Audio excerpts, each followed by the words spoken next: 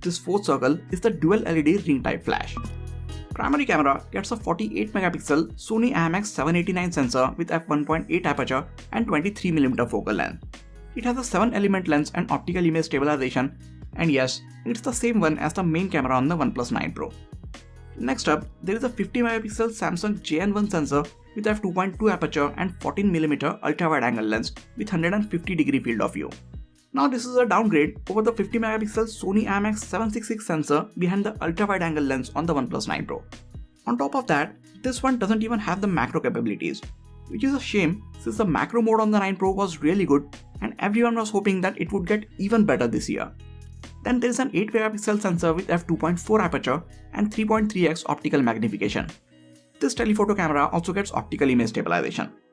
At the front, we finally get a new 32 megapixel sensor with f2.2 aperture, but this one is still limited